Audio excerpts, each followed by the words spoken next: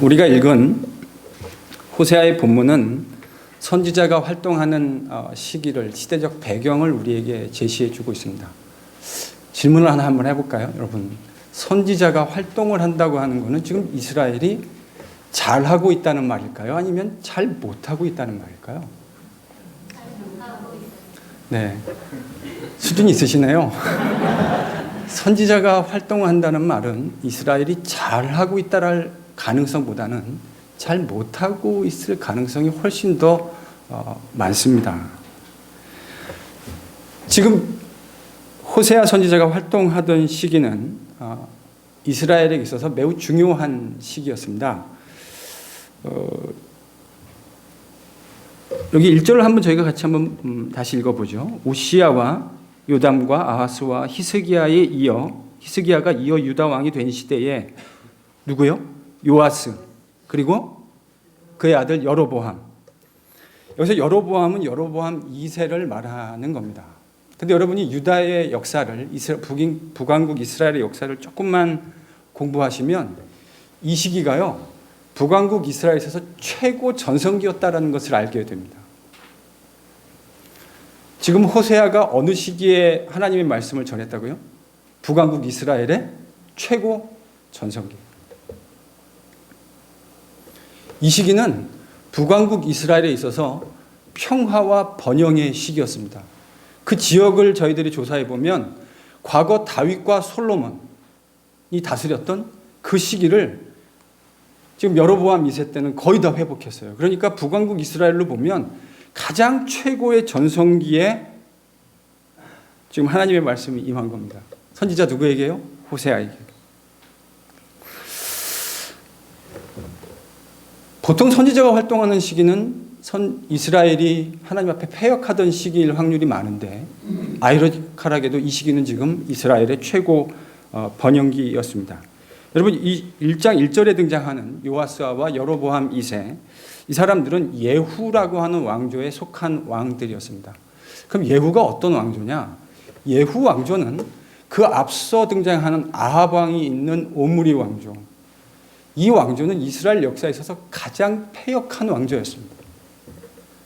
하나님을 섬기지 않을 뿐만 아니라 바알 신상 앞에 절한 왕조, 이 왕조가 바로 오므리 왕조예요. 예후 왕조는 바로 그 아합 왕이 들어있는 오므리 왕조를 심판하고 하나님을 향한 예배를 회복한 왕조였습니다. 이 예후의 마음속에는 하나님을 섬기는 일을 회복해야 된다고 하는 거룩한 열망이 있었어요. 물론 그 안에 좋지 못한 불순한 동기도 있었던 것 같습니다. 그럼에도 불구하고 그는 다시금 이스라엘이 하나님을 섬겨야 된다고 생각했고, 지금 현재 우상 숭배에 빠져 있는 이 오므리 왕조를 하나님의 이름으로 심판한 사람입니다. 그리고 여로보암 2세에 이르러서는 북왕국 이스라엘의 가장 전성기를 구가하게 되었다고 하는 것이죠. 요즘 우리가 피부에 느낄 수 있는 말로 한다면 북왕국 이스라엘의 역사에 있어서 가장 잘 나가던 시기였습니다. 바로 이 시기에 하나님의 말씀이 선지자 호세아에게 임했습니다. 그리고 하나님은 이스라엘 백성에게 임한 심판의 말씀을 그들에게 전하라고 말씀하셨습니다. 도대체 뭐가 문제일까요? 이런 아이러니컬한 상황에 대한 해답은 예후 왕조에 대한 이해에 달려 있습니다. 아까 말씀드린 대로 아합 왕이 속해 있는 오므리 왕조를 심판하고 이 예후 왕조는 하나님의 그 공의를 실현하는 그 거룩한 시작을 했습니다.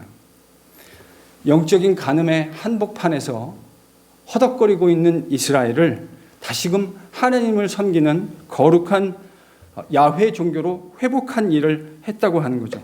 그런데요, 이렇게 좋은 시작이 있었음에도 불구하고 문제가 일어나기 시작했습니다. 하나님의 공의를 세우기 위해 세워졌던 이 예후 왕조는 이스라엘에서 오므리 왕조의 패역을 심판하고 바알 신상을 다 꺾고 부수고 하나님만 섬기는 야훼 종교로 돌아오기는 했지만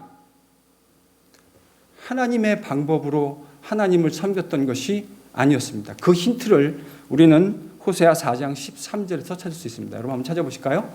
4장 13절 찾았으면 한 목소리로 같이 읽도록 하겠습니다. 시작. 그들이 산 꼭대기에서 제사를 드리며 작은 산에서 분향하되 참나무와 버드나무와 상수리나무 아래에서 하니 이는 그 나무 그늘이 아름다움이라. 이러므로 너희 딸들이 명하며 너희 며느리들이 가늠하노라. 지금 이스라엘의 예후 왕조는 하나님을 섬기는 새로운 왕조를 시작했어요. 시작이 거룩했죠. 그런데 하나님을 섬기는 방식은 거룩하지 못했습니다. 우리는 종종 이런 이야기를 하는 분들을 교회에서 만나게 됩니다. 내용이 중요하지 껍데기가 뭐가 중요하냐. 여러분 그렇게 생각하십니까? 저는 신앙생활을 하면 할수록 그 내용과 껍데기가 절대로 분리될 수 없다는 사실을 느끼게 되고 보게 됩니다. 내용이 좋으면 그것을 담는 그릇도 성결해야 합니다. 우리의 마음대로 하나님을 섬기는 것이 아니라 하나님이 원하시는, 하나님이 기대하시는 방법으로 그분을 섬겨야 합니다. 이것이 신앙인이 가져야 할 정말 중요한 바른 자세입니다. 그런데 이스라엘은 하나님을 섬기겠다고는 했는데 하나님이 기대한 방식이 아니었어요. 하나님을 섬기긴 했는데 그 하나님을 섬기는 예배의 행위는 철저하게 바알을 섬기던 예배의 모습을 닮아 있었습니다. 그런데 안타까운 건 바알을 섬기는 바알의 예배 의식 속에는 공식적인 사창 행위들이 들어 있었어요. 여러분 바알 신이 바알과 아세라가 서로 이 농경 사회의 신인데 바알과 아세라가 서로 성적인 결합을 해서 비가 내린다고 고대인들은 생각을 했습니다. 그렇기 때문에 예배를 드리면서 그런 문란한 행위들이 수반되어졌던 거죠.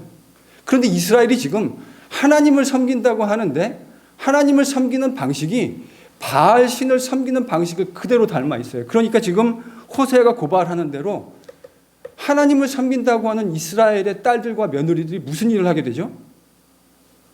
하나님을 섬긴다고 하면서요, 그들이 바알 신당의 예배 속에서 행음하는 일들이 벌어졌던 겁니다. 별로 샤킹하지 않으신가요? 저는 정말 샤킹한데요. 하나님을 섬긴다고 하면서 하나님을 섬기는 예배 행위 가운데 공식적인 사창 행위가 들어있었어요. 이게 지금 이스라엘이 처한 기가 막힌 영적 상태입니다.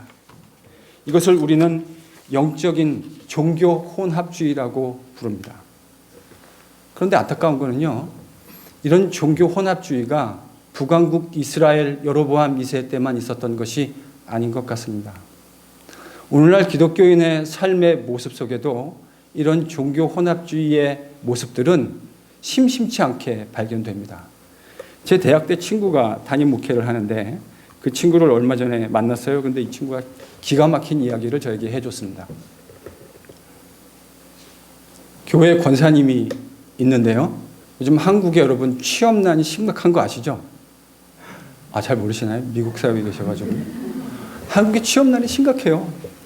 예전에는 대학 웬만큼 잘 졸업하면 취업 다 잘 됐습니다. 그런데 요즘에는요, 소위 말하는 한국의 스카이, 서울대, 연고대를 졸업한 학생들도 취업을 못해서 난리도 아니에요. 그러니까 교회의 기도 제목 가운데요, 자녀 취업을 위한 기도 제목이 되게 중요한 기도 제목으로 늘 올라와요.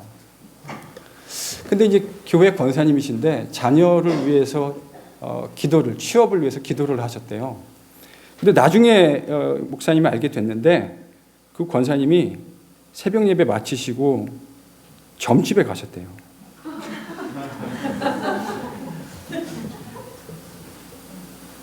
웃으셨죠? 모양과 포장지는 달라 있지만 우리의 삶 속에서도요, 하나님을 섬긴다고 하지만 하나님을 섬기는 것과 너무나 어울리지 않는 삶의 모습을 우리도 때때로 많이 가지고 갑니다.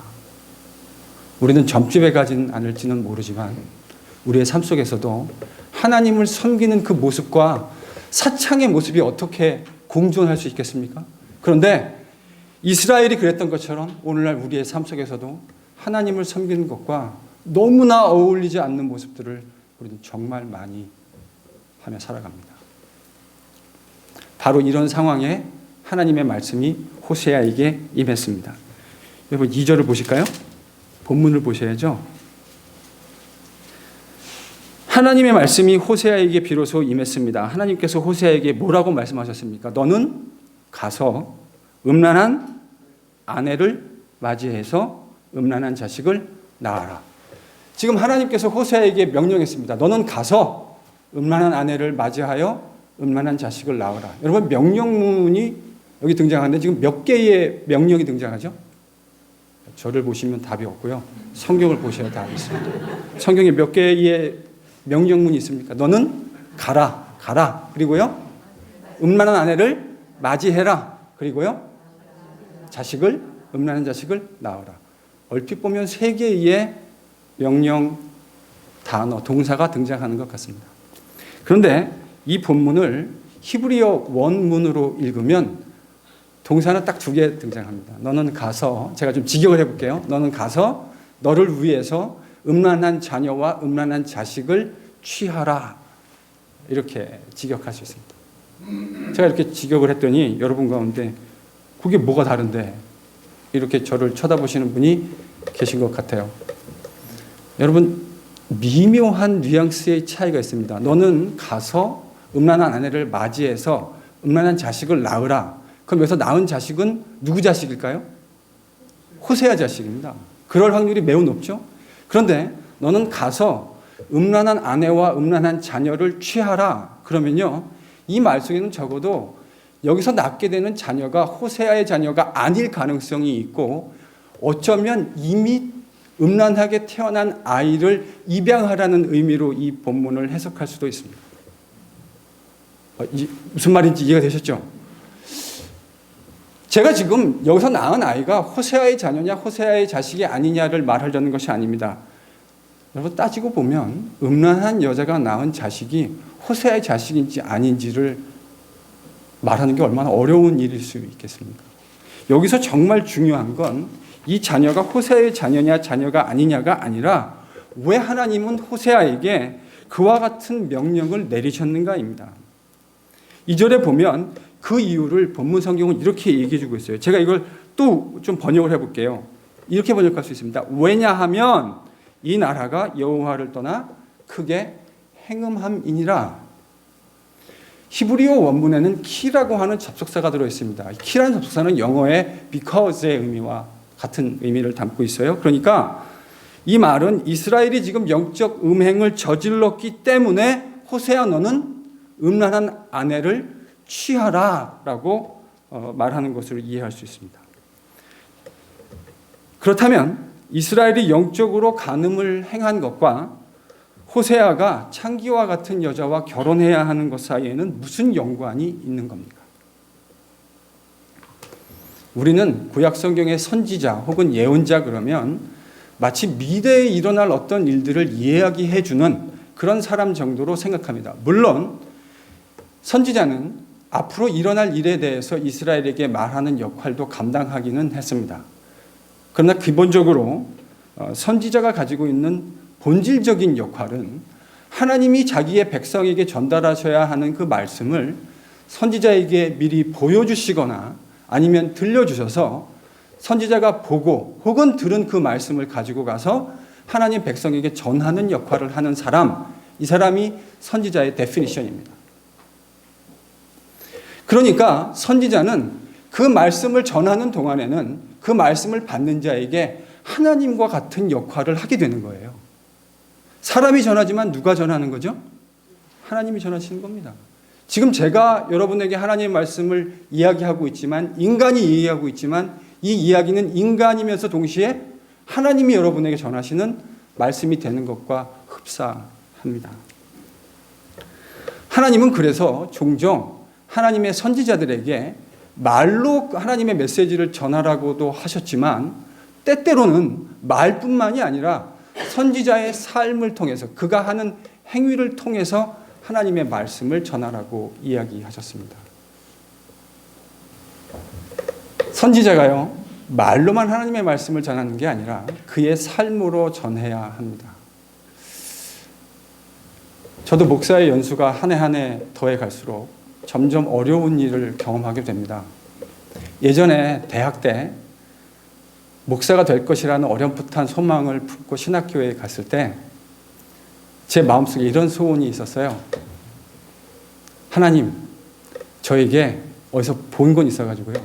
학자의 혀를 주사 하나님 말씀을 잘 전하는 목사가 되게 해주십시오. 뭐가 되게 해달라고요?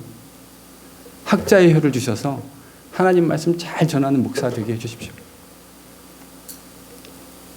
저에게 많은 영향을 미치셨던 고 욱하는 목사님과 같은 그런 좋은 설교자가 되고 싶었습니다. 설교만 잘하면 되는 줄 알았어요. 그런데요, 목사의 연수가 하나하나 더 들어가다가 제가 깨닫게 된 건 진짜 어려운 건 내가 전하는 그 복음을 살아내는 것이 얼마나 어려운지를 해가 더해가면 더해갈수록 더 무거운 무게로 느끼고 살게 됩니다. 여러분, 하나님의 사람은 목사뿐만 아니라 하나님이 우리에게 주신 거룩한 복음을 삶으로 살아내야 할 책임과 의무가 있습니다. 세상 사람들에게 우리가 전하는 복음이 가짜가 아니라 진짜라고 하는 사실을 우리의 목소리뿐만 아니라 삶으로 보여줘야 할 책임이 있어요. 오늘 한국교회가, 이민교회가 세상 가운데 지탄을 받는 이유가 여러분 뭐죠? 우리가 말하고 있는 대로 살고 있지 못하기 때문입니다. 복음을 전하면 세상이 우리에게 뭐라고 말씀하는지 아시죠? 예수 믿으세요? 그럼 뭐라 그러죠? 아니, 그런 거 안 당해보셨어요? 예수 믿으세요? 그러면 뭐라 그러는지 아세요?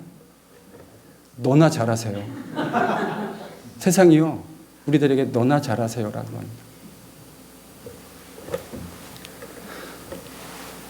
하나님의 말씀은 목소리로, 입으로 전하는 것도 중요하지만 오늘 같은 시기에는 삶으로 전하는 것이 훨씬 더 중요하다는 사실을 매일같이 느끼게 됩니다. 하나님은 선지자에게 말로만 하나님의 말씀을 전하라고 하지 않으시고 그의 삶을 통해서 하나님의 메시지를 전하라고 말씀하셨습니다. 하나님은 이스라엘 백성에게 당신이 이스라엘 백성을 살아간다고 하는 그 이야기를 말로 호세아에게 전하라고 말씀하지 않으시고 호세아의 아주 비이성적인 결혼 생활을 통해서 전하라고 하셨습니다. 하나님이, 여러분 이런 생각이 드시지 않으세요? 하나님이 왜 멀쩡한 선지자에게 창기와 같은 여자와 결혼하라고 했을까? 저는 예전에 대학 때 이 본문을 읽으면서 잘 이해가 안 됐어요. 어떻게 이 본문을 순종할 수가 있을까? 오늘 여기서 결혼 안 하신 남자분들에게 이런 하나님의 명령이 임하지 않는 게 참 감사하죠. 그렇죠? 그런 생각이 안 드십니까? 만약에 하나님이 여러분이 싱글인데 이렇게 명령하신다면 여러분 순종할 수 있는 사람이 몇이나 되겠습니까? 바로 이게요, 하나님이 이스라엘에게 전하고 싶은 메시지입니다. 왜 하나님은 이런 말도 안 되는 명령을 호세아에게 하셨는가? 그것은 하나님이 이스라엘이라고 하는 백성을 얼마나 사랑하셨는지를 호세아의 결혼 생활을 통해서 질문을 던지는 모든 사람들이 고민하게 만들므로써 도전하신 거예요. 왜 하나님은 호세아에게 저런 말도 안 되는 명령을 하셨을까? 여러분, 그 이야기를 보면서 이스라엘은 뭘 깨달았어야 돼요? 말도 안 되는 우리 같은 이스라엘 백성을 하나님은 왜 사랑하시는가에 대해서 질문을 던져야 하지 않았을까요? 여러분, 호세아를 보면 하나님이 이 고멜이라고 하는 창기를 찾아가서 그를 아내로 삼으라는 명령을 합니다. 호세아는 이 말도 안 되는 하나님의 명령에 순종합니다. 그래서 그녀를 아내로 데려와요. 우리가 기대하는 헐리우드에 있는 해피엔딩 스토리는 다음이 뭐죠? 영화 잘 안 보시는군요.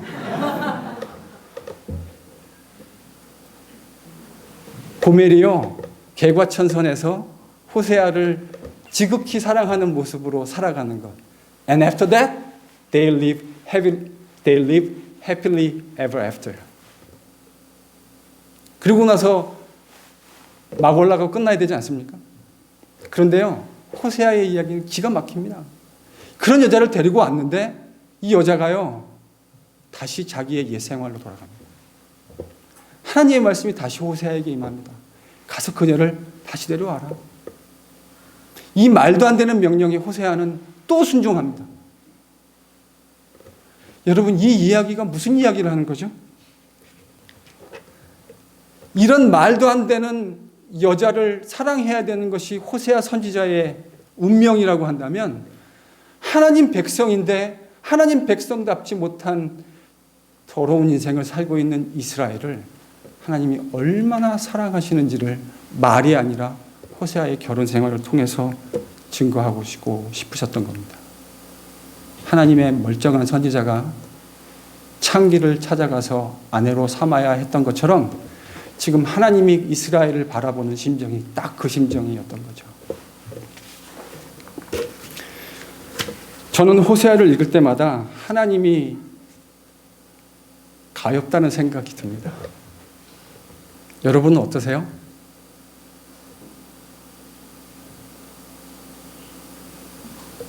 호세아가 해야 하는 그 삶의 모습은 지금 이스라엘과 하나님 사이의 관계를 그대로 보여주고 있는 것입니다. 저는 그래서 호세아서에 등장하는 하나님의 사랑을 이렇게 좀 명명하고 싶어요. 눈멀은 지독한 하나님의 사랑. 무슨 사랑이요? 눈멀은 지독한 하나님의 사랑. 여러분이 호세아서를 읽으면 이 하나님의 눈멀은 지독한 사랑은 완결되지 않은 채 끝납니다. 그 호세아서의 스토리 안에서 이 호세아의 사랑과 하나님의 사랑은 끝을 맺지 못해요. 호세아서에 등장하는 하나님의 눈멀은 지독한 사랑은 하나님으로 하여금 끊임없이 이스라엘을 기다리게 했습니다. 하나님은 기다림을 통해서 자기의 사랑이 무엇인지를 보여주셨어요. 여기 연세가 좀 있으시고 인생을 좀 사신 분들은 사랑이 기다림이라는 것을 이해하시죠? 공감하십니까? 사랑은 기다림입니까? 자녀도 기다려줘야 되고요. 목사는 성도들을 기다려줘야 됩니다. 그리고 어느 순간인가 하나님이 약속하신 그 타이밍이 되면 in due time 변화된 삶을 눈으로 목격하게 됩니다. 자녀도 변화되고 주변에서 저 사람이 언제 처리될까 했던 사람도 변화돼서 집사도 되고 안수 집사도 되고 시간이 지나면 장로님도 됩니다. 여러분 믿으십니까? 하나님이 기다려주십니다. 하나님은 기다리시는데 선수세요. 그 하나님의 기다림이 호세아서에서는 결론을 내지 않고 끝이 납니다. 그런데 우리는 이 하나님의 기다리시는 사랑이 이스라엘 역사를 통해서 그 하나님의 사랑에 이스라엘이 지극히 아름답지 않은 모습으로 배신한 모습으로 등장한다는 사실을 알고 있습니다. 이스라엘은 BC 721년에 북왕국 이스라엘은 아수르에 의해서 멸망하게 됩니다.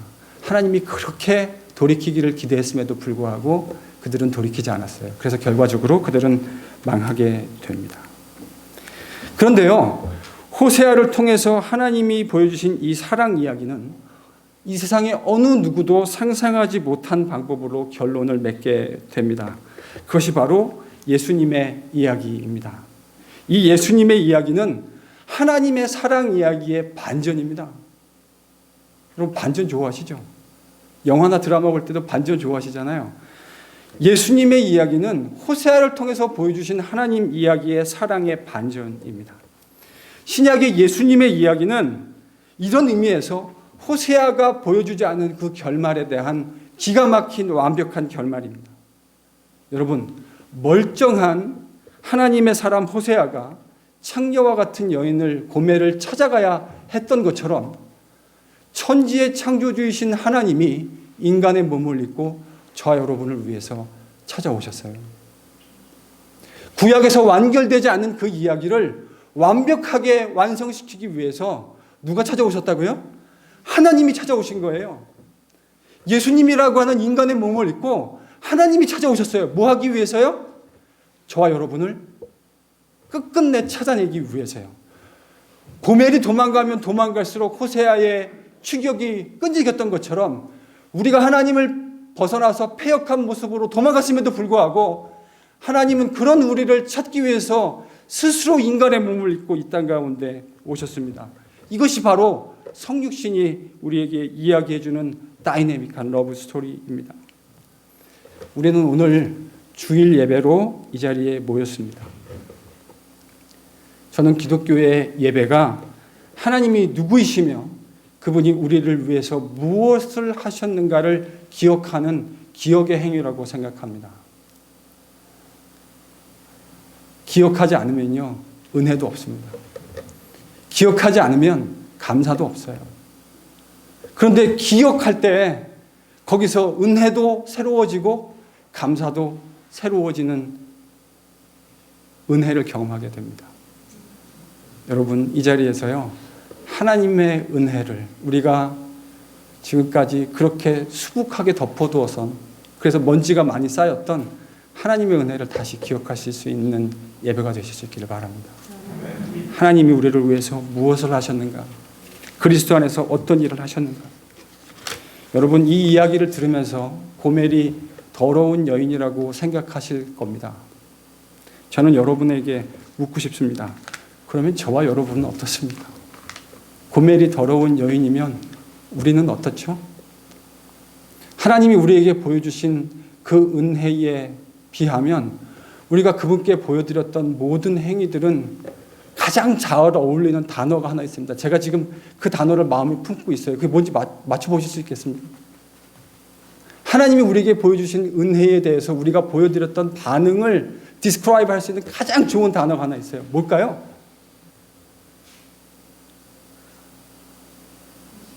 배신입니다. 배신.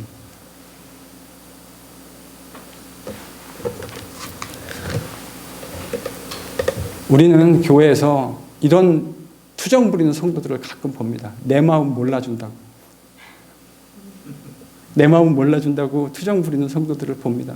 저도 그런 말 할 때 있어요. 그런데 여러분 좀 정직해 볼까요? 여러분이 지난 한 주 동안 살았던 모든 내용들을 비디오 테이핑 할 수 있는 테크놀로지가 있다고 한다면, 그래서 여러분이 지난주 살았던 그 모든 내용들, 여러분의 마음속에 일어났던 그 모든 생각들을 뉴 잉글랜드 은혜장로교회 앞에 스크린으로 프로젝팅해서 쏠 수 있다고 한다면 일주일까지 갈 것도 없어요. 당장 어제 하루만이요. 24시간 여러분의 마음속에 일어났던 모든 생각들을 저 비디오 스크린에다가 쏠 수 있다면 여기 다음 주에 몇 명이 예배 드릴 수 있을까요? 장담컨대 여기 와서 예배 드릴 수 있는 사람 절대로 많지 않을 겁니다. 제가 지금 청빙 때문에 여기 왔는데요. 만약에 제가 어제 했던 생각들을 다 저기다가 어떤 일이 벌어질까요? 제가 스스로 리자인하고 가야죠. 애플리케이션 드랍오프하고 저 떠나겠습니다 하고 가야 될 거예요. 우리는 그런 우리의 추악한 모습을 볼 때마다 실망합니다. 좌절합니다. 사람들이 이런 얘기하는 걸 종종 들어요. 기독교에 무슨 더 이상의 소망이 있겠냐. 일면 이해가 됩니다. 그런데 가만 뒤집어서 생각해 보면 저는 그 의견에 정말 strongly disagree합니다. 왜냐하면 여러분, 언제 우리 기독교 역사에 인간에게 한 번이라도 소망이 있었던 적이 있습니까? 우리가 소망이 있는 이유는 우리를 포기하지 않으시는 하나님 아버지의 사랑, 딱 그거 하나입니다. 그래서 우리에게 소망이 있습니다. 부족하지만 하나님이 우리를 포기하지 않으십니다.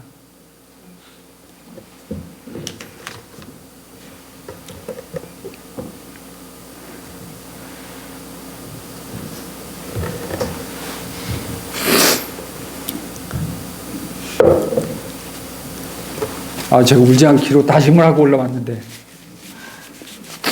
중간에 장로님들하고 얘기하고 원고 있다가요, 울음이 나서 되게 힘들었어요. 근데